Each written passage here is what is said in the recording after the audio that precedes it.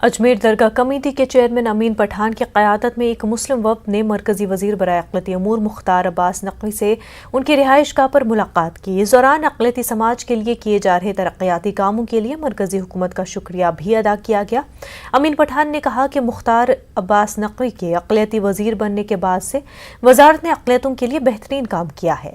उन्होंने कहा कि कांग्रेस अभी तक मुस्लिम समाज को सिर्फ वोट बैंक समझा था, लेकिन अवाम अब समझ चुकी है।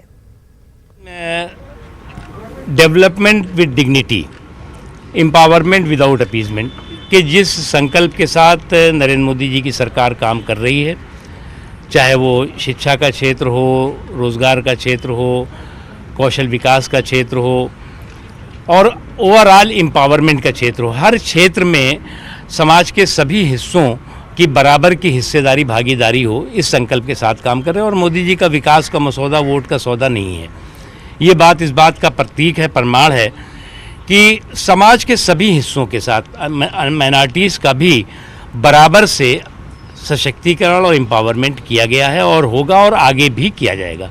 जनाब मुख्तार अब्बास नक़वी साहब के टाइम पे हुआ, इतना काम कभी नहीं हुआ। चाहे वो हुनर हाट के जरिए हो, मौलाना आज़ाद की जो स्कीमें है, सेंट्रल वक्फ काउंसिल के जरिए तमाम जो है जो काम किए गए वो ऐतिहासिक थे। और अजमेर दरगाह के अंदर भी जितने आपके वक्त में काम हुए, और उम्मीद है कि आने वाले वक्त के अंदर अक़लियतों की तालीम, तरक्की, बहबूदी और फलाह के लिए जनाब मुख्तार अब्बास नक़वी साहब के नेतृत्व में और प्रधानमंत्री जो है हमारे नरेंद्र भाई मोदी के इस सरकार के अंदर अक़लियतों के लिए बहुत बेहतरीन काम होंगे।